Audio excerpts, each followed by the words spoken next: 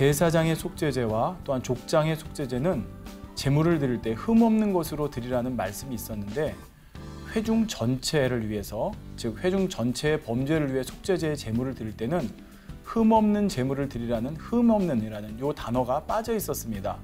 그 중에 몇몇 심령이 온전한 심령으로 하나님 앞에 회개를 드리지 못한다 해도 그로 인해서 회개를 받지 않으신 것이 아니라 대부분의 성도들이 회개하고 돌이킬 때는 그 속죄제를 받으시고 전체 회중을 용서해 주시겠다고 하는 것이죠. 그렇기 때문에 바로 전체 회중을 대신해서 제물을 드릴 때는 흠없는 제물을 드려서는 안 된다고 하신 그 흠없는이라고 하는 그 규정을 빼주신 것입니다. 제사장이나 회중의 속죄제는 피를 찍어 성전 안에 성소장에 7번 뿌리라 했는데, 족장이나 또 앞으로 설명할 평민의 경우는 그런 말씀이 없습니다. 여기에 7번이라는 말은 넣지 않게 하신 것은 하나님께서 각 사람의 믿음의 분량에 맞추어 회개를 받으시고 용서하신다는 의미가 들어있죠. 주의 종이나 머리된 일꾼들 혹은 일반 성도들의 경우 믿음의 수준이 서로 다르기 때문에 표면적으로는 같은 죄를 범했다 해도 그 죄의 경중은 전혀 달라집니다. 하나님께서 받기 원하시는 회개의 수준도 달라지게 되죠. 모든 상황을 생각해서 자비를 베풀어 주시는 사랑의 하나님께서는 각 사람의 믿음의 분량대로 공의를 행하심으로 그 속죄의 제물 또한 서로 다르게 드릴 수 있도록 배려를 해주셨다는 사실입니다. 아무리 믿음이 연약한 사람이라도 다시는 안 그럴 마음으로 참된 회개를 올려야 하나님 앞에서 용서가 되는 것이죠. 속죄제는 일시적으로만 죄를 사함받고 문제 해결받고 응답받는 것이 목적이 아닙니다. 한번 하나님을 만나서 죄의 문제를 해결받았으면 그 후로는 하나님의 자녀답게 당연히 죄에서 떠남으로 이 땅에서도 축복받고 장차는 천국에 영원히 거하는 것이 속죄제의 참된 목적이죠. 속건제는 죄를 사함받기 위한 제사라는 점에서는 속죄제와 비슷하게 여겨질 수도 있습니다. 그러나 속건제에는 회개에 있어서 어떤 구체적인 보상의 행함이 따른다는 점에서 속죄제와는 좀 차이가 있습니다. 사랑하는 시청자 여러분, 이 시간에도 속건제에 대해 살펴봅니다. 지난 시간에 속건제와 속죄제의 차이에 대해 잠깐 설명을 드렸죠. 속건제도 속죄하는 의미가 담겨있는 제사입니다. 그런데 속건제는 특별히 보상의 의미가 함께 담겨있을 때 속건제를 드리는 것이라 했습니다. 그 구체적인 상황들에 대해서 지금부터 살펴보겠습니다. 자, 레위기 5장 1절에 보면 누구든지 증인이 되어 맹세시키는 소리를 듣고도 그 본 일이나 아는 일을 진술치 아니하면 죄가 있나니 그 허물이 그에게로 돌아갈 것이요 말씀했습니다. 사람들이 진실을 말하기로 맹세하고 증언석에 선다 해도 자기 유익 또는 자기 가족의 유익이 걸렸을 때는 바르게 증언하지 않는 사람들이 많이 있는 것을 보게 됩니다. 예를 들어 내 자녀가 어떤 범죄를 저질렀는데 그만 엉뚱한 사람이 범인으로 몰렸다고 가정을 해보겠습니다. 그럴 때 여러분이 증인석에 서게 되었고 여러분의 증언에 따라 억울한 사람이 누명을 쓰게 될 수도 있고 혹은 그 억울한 사람이 그 누명을 벗고 그 죄에서 벗어날 수도 있는 상황입니다. 여러분은 자녀의 잘못을 알지만 그냥 침묵을 지키기만 하면 증거가 없으므로 여러분의 자녀는 처벌을 모면할 수가 있는 것이죠. 대신 억울한 사람이 그 죄를 당해야 하는 것이고요. 자, 그렇다면 이러한 상황에서 여러분은 정확한 증언을 할 수 있겠는지요? 물론 그래야겠죠. 자, 여러분이 자녀를 위해 침묵을 지킴으로 엉뚱한 사람이 피해를 본다면 사람들은 그 사실을 모른다 할지라도 하나님께서는 모든 것을 다 보고 계십니다. 또한 원수마귀 사단도 그것을 보고 있기에 반드시 그 허물에 대해 송사하여 보응을 받게 하는 것입니다. 하나님의 자녀라면 증언을 할 때만이 아니라 범사에 진실을 말할 수 있어야 하는 것이고 혹시 진실치 못함으로 남에게 해를 입혔다면 이것에 대해 그냥 죄를 아버지 앞에 회개할 뿐만 아니라 거기에 대한 보상을 해줘야 됩니다. 그래서 바로 속건제를 드려야 한다는 것이죠. 자, 그리고 여기서 한 가지 기억할 것은 여러분이 사실을 말하는 것이라 해도 어떤 말을 할 것인가 안 할 것인가에 대해 분별하는 선한 지혜가 있어야 한다는 것입니다. 자, 다시 말해서 진실이고 사실이니까 다 말한다 할 것이 아니라 해야 할 말과 해서는 안 될 말을 분별해야 한다는 말이죠. 예를 들어서 어떤 사람이 사업을 하는데 여러분에게 동업을 하자고 요청을 해왔다고 합시다. 이에 대해 여러분이 윗분과 상담을 한 결과 상대와 동업하지 않는 것이 낫다고 결론을 내렸습니다. 그러면 동업하지 않는 이유에 대해 상대에게 무엇이라고 설명을 하겠습니까? 비록 상담을 해서 도움을 받았을지라도 분명히 나 자신이 결정하고 행한 일이며 내 자신이 책임을 져야 하는 일입니다. 그런데 어떤 사람은 이런 경우 자기가 상담한 분의 이름을 거론하면서 내가 누구누구와 상담을 해보았는데 그분이 당신과 사업하면 안 좋다고 하십니다. 그래서 못하겠습니다. 이렇게 말하는 것입니다. 이는 진실한 마음으로 사실을 말한 것이 아니라 오히려 책임을 다른 사람에게 전가하려는 거짓된 마음이고 더구나 자신을 도와준 사람의 입장을 난처하게 만드는 행위입니다. 또 분명히 사실을 말하는 것이라 해도 공익 가운데 판결의 중요한 증인으로서 말하는 것과 공연히 남의 비진리를 말해서 헐뜯는 되는 것과는 전혀 다르다는 사실을 기억해야 합니다. 예를 들어서요. 제가 김 집사님이라고 하는 분을 보고 김 집사님은 참으로 담대해서 좋습니다 하면 어떤 분은 그 말을 듣고 아닌데요. 그 사람이 혈기가 많던데요 하고 반론을 펴는 것입니다. 전혀 그런 말을 할 상황이 아닌데 자기 보기에 의로운 편을 택해서 남의 허물을 말함으로 결국 악을 행하는 것이죠. 또 어떤 사람은 자기가 아는 바를 말하는데 사실 그대로 말하는 것이 아니라 자기 생각 속에서 느낌과 감정을 더해서 사실을 왜곡해 전하는 경우도 있습니다. 내가 직접 확인한 것이 아니라 다른 사람을 통해 전해 들은 일에 대해서도 마찬가지로 마치 내가 보고 들은 것처럼 확증하여 말하는 경우도 있고요. 사랑하는 시청자 여러분, 우리 마음에 선과 진실이 있으면 범사에 참을 말하게 됩니다. 악한 것을 말하지도 않고 또 남의 핏개나 이유를 대지도 않으며 진실을 왜곡하거나 동문서답하는 일이 없는 것이죠. 사람이 이렇게 거짓된 증인이 되어 다른 사람에게 해를 입혔을 때는 하나님 앞에서는 분명히 허물이 되며 이에 대해 속건제를 드려서 갚아야 한다는 것입니다. 자, 속건제를 드리는 두 번째 경우입니다.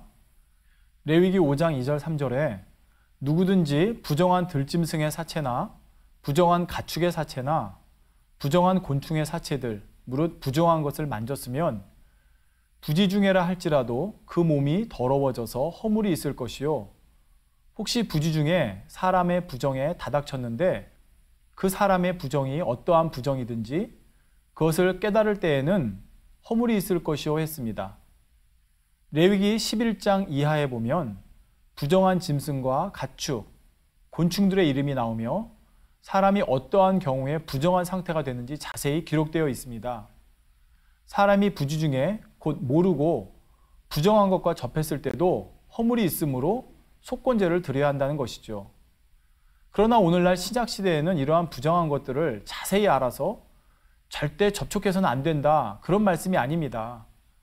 여기서 부정한 것과 접했을 때 허물이 있다는 것은 영적인 의미를 우리가 알아야 합니다.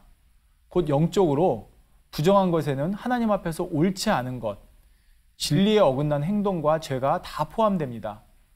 하나님을 믿지 않았을 때, 진리를 모를 때는 죄가 아닌 줄 알았는데 하나님을 믿고 진리를 알게 되니 이것이 진리에 합당하지 않구나 하고 깨닫게 되는 일들이 있죠. 쉬운 예를 들어서 세상에 있을 때는 매체를 통해 폭력적인 것이나 음란한 내용들을 접하게 되어도 그것이 합당하지 않은 줄을 깨닫지 못하다가 진리 안에 들어오면 죄를 버리는 만큼 자연스럽게 멀어지는 것들이 있습니다. 그런데 하나님을 믿고 나서도 본의 아니게 악한 것을 보고 듣는 상황이 될 때가 있죠. 물론 영적인 사람은 무엇을 보고 들어도 자신의 마음을 지킬 수 있으며 요동함이 없습니다. 그러나 아직 육이 있는 사람, 즉 영으로 들어오지 못한 사람은 이러한 비진리의 것들을 접했을 때 마음을 지키지 못해서 범죄하거나 또 느낌과 함께 받아들일 수가 있기에 이럴 때는 깨닫는 즉시 회개하여 속건제를 드려야 한다는 것입니다. 자, 이제 속건제를 드리는 세 번째 경우는 레위기 5장 4절에 혹 누구든지 무심 중에 입으로 맹세를 발하여 악을 하리라 하든지 선을 하리라 하면 그 사람의 무심 중에 맹세를 발하여 말한 것이 어떠한 일이든지 깨닫지 못하다가 그것을 깨달을 때에는 그중 하나에 허물이 있을 것이니 했습니다. 내가 어떤 악을 행하리라고 맹세하는 것은 물론 선을 행하리라고 하는 맹세도 금하고 계시는 것입니다. 자, 야고보서 5장 12절에 보면 내 형제들아 무엇보다도 맹세하지 말지니 하늘로나 땅으로나 아무 다른 것으로도 맹세하지 말고 오직 너희의 그렇다 하는 것은 그렇다 하고 아니라 하는 것은 아니라 하여 죄 정함을 면하라 말씀했습니다. 또 마태복음 5장 37절에도 보면 예수님께서도 도무지 맹세하지 말 것을 명하시면서 오직 너희 말은 옳다 옳다 아니라 아니라 하라 이에서 지나는 것은 악으로 쫓아나느니라 하셨죠. 그러면 하나님께서는 왜 맹세를 금하고 계신 것일까요? 자, 만약에 악한 일을 하리라고 맹세한다면 이는 악한 것이니 그 자체가 벌써 허물이 되죠. 즉 예를 들어서 내가 누구에게 원수를 갚아주리라, 내가 누구에게 이걸 갚아주리라, 내가 받은 만큼 돌려주리라 이렇게 말하는 자체가 이미 그것은 악입니다. 그런데 이러한 악한 일뿐 아니라 선한 일까지도 맹세하지 말라 하시는 까닭은 사람은 자신의 맹세를 100% 지킬 수 있는 존재가 아니기 때문입니다. 물론 온영으로 영으로 들어간 사람 말고요. 진리로 온전하기 전까지는 사람의 마음은 자기 유익과 감정에 따라 순간순간 변개하는 것이고 자기 의지로 정한 마음을 지키지 못하는 것입니다. 뿐만 아니라 사람이 맹세를 하고 나면 원수마귀 사단이 이를 지키지 못하게 해서 송사하려고 여러 가지 방법으로 회방을 놓기도 합니다. 가령 어느 날 어느 시에 반드시 무엇을 하리라 맹세했는데 하필 그 시간에 깜빡 잠이 들게 한다거나 돌려보내기 어려운 손님을 보내서 접대하느라 시간을 어기게 할 수도 있는 것이죠. 또 극단적인 얘기긴 하지만 한번 예를 들어보겠습니다. 어떤 사람이 바로 내일 무엇을 하리라고 맹세를 했는데 그 사람이 오늘 사고로 죽는다면 어떻게 그 맹세를 지킬 수 있겠습니까? 그러니 사람이 어떤 일에 대해서든지 자기 감정에, 순간적인 감정에 따라 또 그 기분에 따라 맹세의 말을 낼 것이 아니라 만물의 생사화복을 주관하시는 하나님 앞에 겸비하게 의뢰하고 맡겨야 할 것입니다.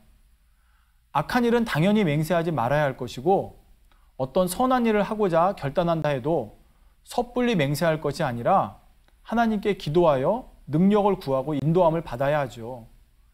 예를 들어서 기도를 자꾸 쉬는 사람이 앞으로는 쉬지 않고 기도하리라 결단한다고 해서 이제부터 매일 철야에 오겠습니다 하고 경솔하게 맹세할 것이 아닙니다. 이것은 설령 좋은 일을 할지라도 순간적인 감정이 해서는 안 되죠. 그보다는 아버지 하나님, 이제부터 기도 쉬지 않게 도와주세요.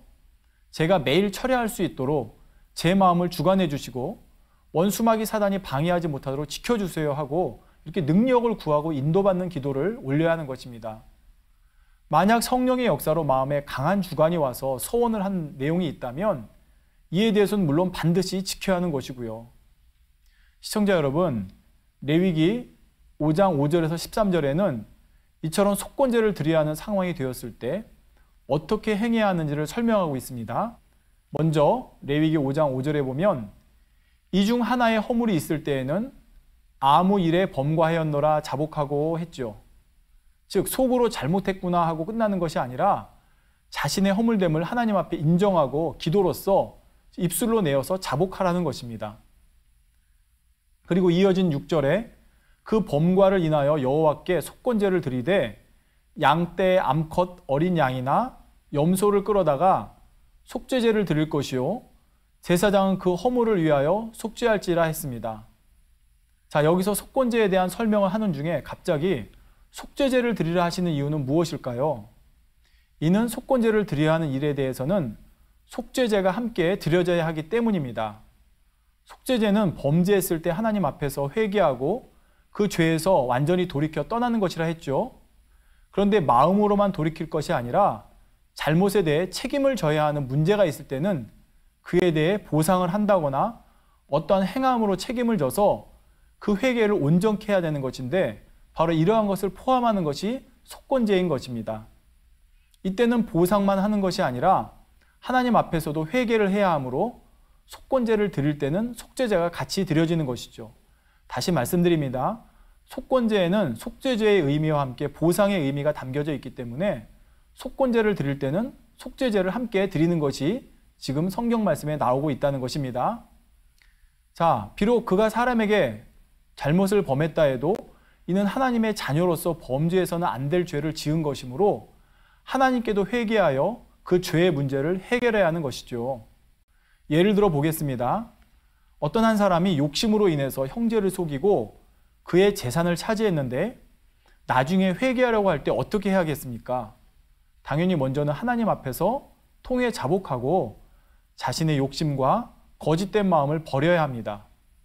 그리고 잘못을 범한 상대에게도 회개하여 용서를 받아야 하는데 이때 말로만 잘못했다 하는 것이 아니라 자신이 그를 속여서 손해를 입힌 만큼의 액수를 보상해 주어야 하지 않겠습니까? 이때 하나님 앞에 돌이키고 회개하는 것이 속죄죄에 해당하는 회개라면 형제에게 용서를 빌고 보상하는 회개 행함이 바로 속건죄에 해당하는 것입니다. 구분이 되어지시는지요? 형제에게 실제로 보상을 해주는 행함과 하나님께 드리는 회개가 다 있어야 하듯이 속건죄에는 속죄죄가 병행되고 있는 것입니다. 그래서 7절부터는 속건죄에 병행하는 속죄죄를 드리는 방법이 나옵니다. 그러니까 여러분 혹시 들으시다가 지금 속건죄를 설명하시는데 왜 속죄죄가 나오지? 이렇게 착각해서는 안 됩니다. 속죄의 제물로는 어린 양의 암컷이나 염소를 드리라 하셨습니다. 가난하여 양이나 염소를 드릴 수 없는 사람은 비둘기 2마리를 속죄 제물로 드리라 했죠. 2마리 중 1마리는 속죄제로 드리고 1마리는 번제로 드리게 됩니다. 그러면 비둘기로 속죄제를 드릴 때 번제를 함께 드리라 하신 이유는 무엇일까요? 여기서도 바로 안식일에 대한 의미가 강조되고 있습니다. 번제는 영적으로 안식일을 지키는 것이라 했습니다. 곧 주일에 드리는 영적 예배를 의미하는 것이라 했죠. 속죄제의 비둘기를 번제와 함께 드린다는 것은 사람의 회개가 주일 성수와 함께 완성된다는 사실을 알려주시기 위해서입니다. 자, 여러분이 기억하시겠지만 앞서 속죄제의 설명에서도 회개가 온전히 연락되려면 범죄한 것을 깨닫는 그 순간에 회개할 뿐만 아니라 반드시 주일에 하나님의 전에 나와서 자복하고 회개함으로 정식으로 그 회개가 인쳐져야 한다고 말씀을 드렸습니다. 바로 이러한 의미를 담아서 비둘기를 속죄제로 드릴 때는 2마리를 잡아서 1마리는 번제로 드리라 명하신 것입니다. 형편이 너무 어려워서 비둘기조차 드릴 수 없을 때는 소제를 드릴 때와 같이 곡식에 고운 가루를 드릴 수도 있습니다. 물론 속죄제가 죄사함의 제사라는 것을 생각하면 속죄의 제물은 당연히 짐승으로 드려서 피의 제사로 드려야 합니다. 피를 드릴 때 그것이 곧 생명을 속하는 의미가 있기 때문이죠. 그러나 아무리 가난해도 죄사함은 받아야 하겠기에 이처럼 곡식의 가루로라도 속죄제를 드릴 수 있도록 하나님께서는 긍휼을 베풀어주고 계신 것입니다. 형편이 어려워서 가루를 제물로 드린다 해도 기본적으로 속죄의 제사는 피의 제사로 드려져야 한다는 사실을 반드시 기억해야 하는 것이고요. 자, 그런데 이렇게 가루로 속죄제를 드릴 때는 소제로 가루를 드리는 경우와 차이가 있습니다.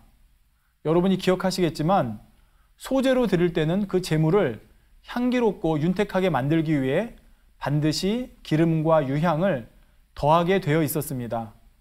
그러나 속죄제로 드릴 때는 기름을 붓지도 않고 유향을 놓지도 않습니다. 자, 왜 그런 것일까요?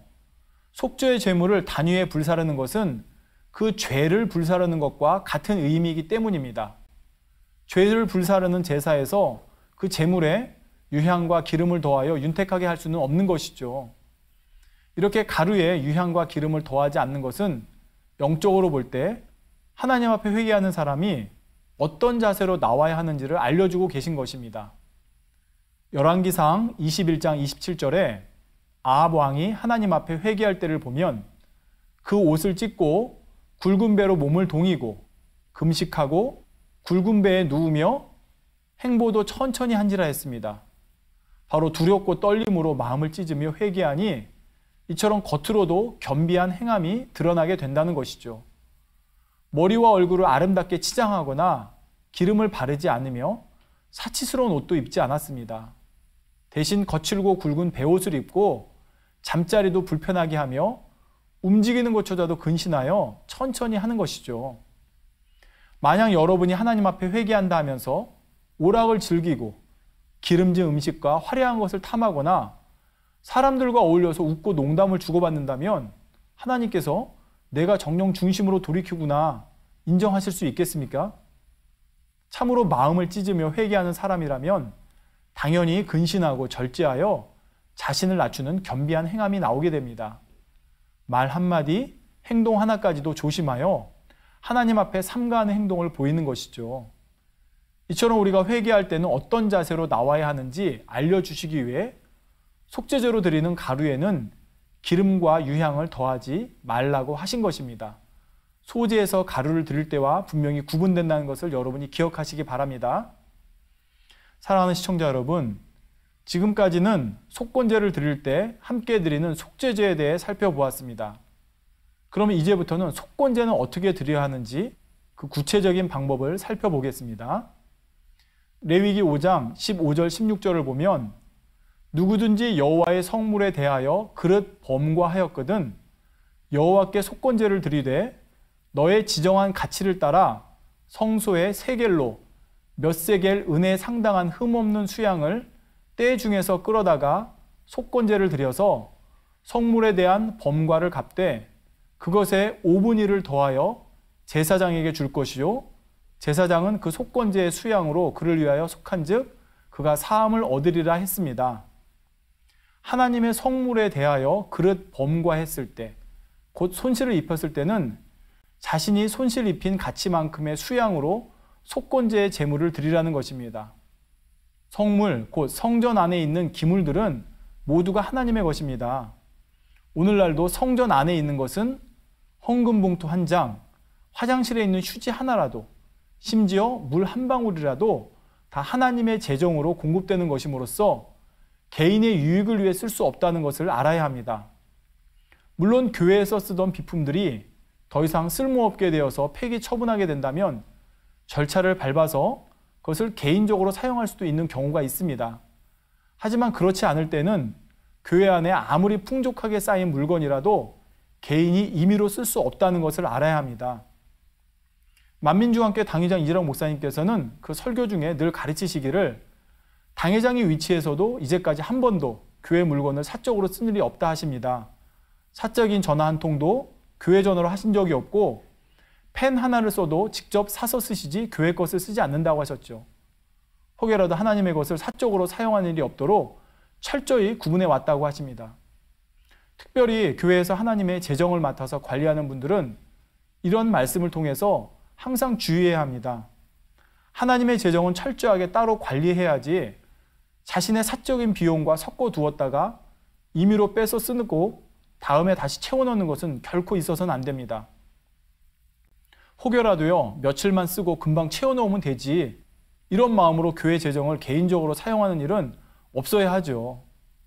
선교회 회계나 기관 회계도 마찬가지입니다. 회계를 담당하시는 분들은 일단 개인적으로 하나님의 재정을 유용하는 일이 생기면 이는 즉시 사단의 송사거리가 되고 연단이 와서 개인은 물론이고 전체적으로 재정의 축복이 막힌다는 것을 알아야 합니다. 또 어떤 행사건으로 재정을 타서 사용한 후에 남았다면 다른 행사에 쓸 일이 생겼다 해도 자기 임의로 쓰는 것이 아닙니다. 일단 교회 측에 반환한 후에 다시 청구해서 써야 하죠. 자, 또 다른 예로서 만약 여러분이 성물을 파손했다면 이때는 어떻게 해야 할까요? 예를 들어 부흥성회에 강사로 설교하는 종이 단상에 컵을 떨어뜨려 깼다고 합시다.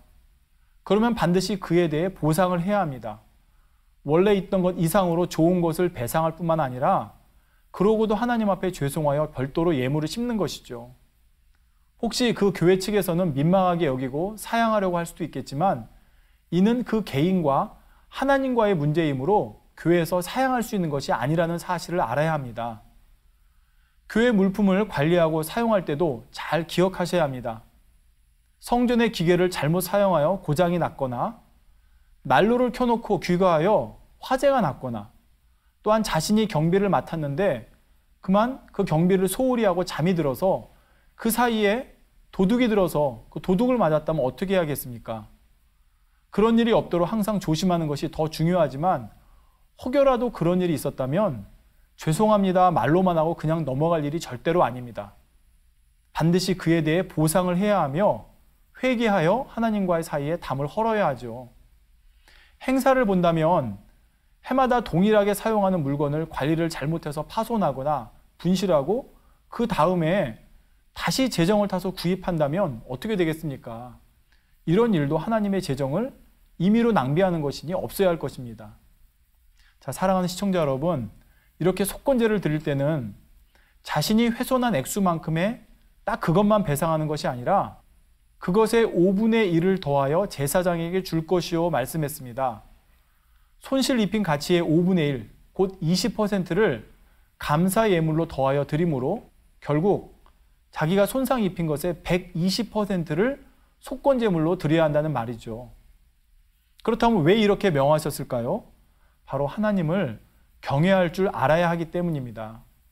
내가 이만큼만 손해를 입혔으니 이만큼만 갚아주면 된다 하는 계산적인 마음이 아니라 하나님 앞에 민망하고 죄송해서 더 겸비하게 그 회개하는 마음으로 드려야 하기 때문에 여기서는 바로 5분의 1을 더하여 드리라고 말씀해 주시는 것입니다.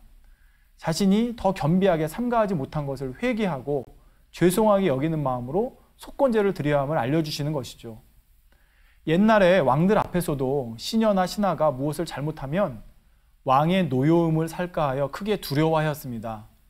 그만큼 왕의 위엄을 존중했기 때문이죠. 또 만약 여러분이 회사의 회장님 댁에 방문했다가 그 댁에서 귀한 물건을 파손했다면 마음이 어떻겠습니까? 물건 값만큼 돈으로 보상하면 그만이다 하고 대수롭지 않게 생각할까요?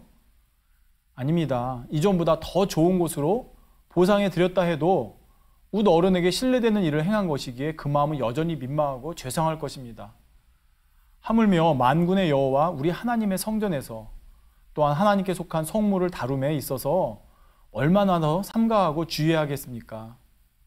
성물을 훼손하면 그 가치만큼의 5분의 1을 더해 속건제를 드려야 한다는 규정은 바로 이처럼 우리가 하나님의 성물을 대할 때 삼가 근신하여 행함으로 다시 한번 그것을 더 주의해야 한다는 것을 상기시키기 위해 정해주신 것입니다.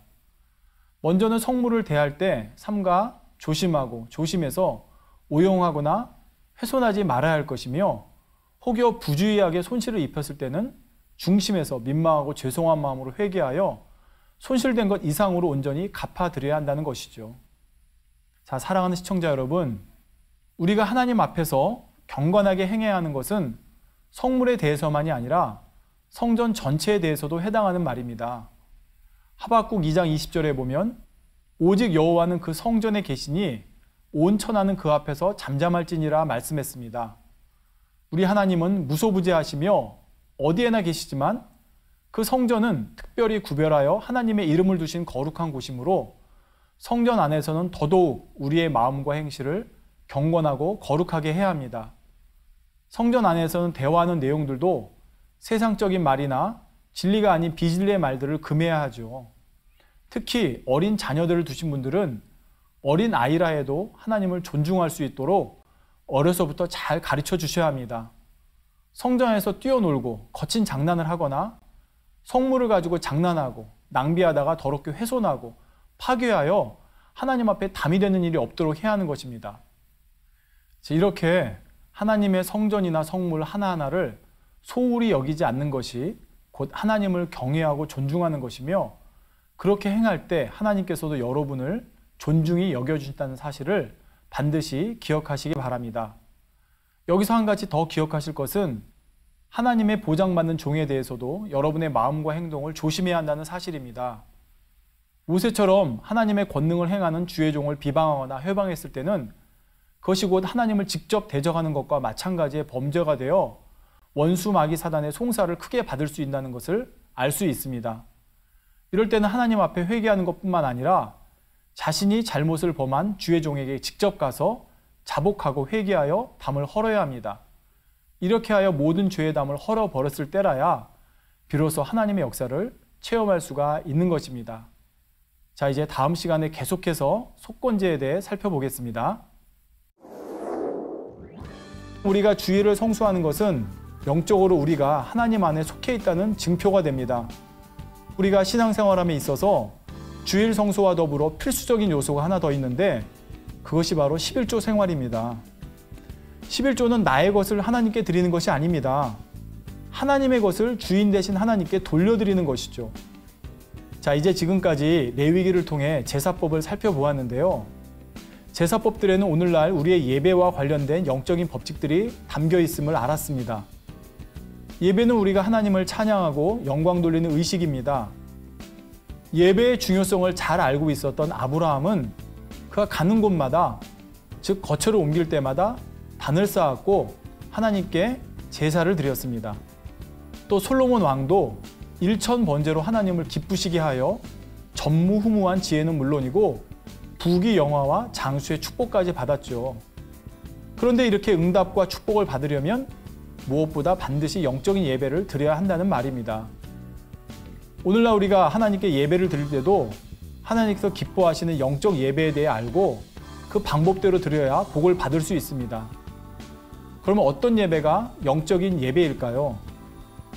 요한복음 4장 24절에 하나님은 영이시니 예배하는 자가 신령과 진정으로 예배할지니라 말씀하셨습니다. 곧 신령과 진정으로 예배한다는 것은 아버지 하나님의 거룩하심과 온전하심을 우리 안에도 임하게 하는 통로가 되는 것이죠.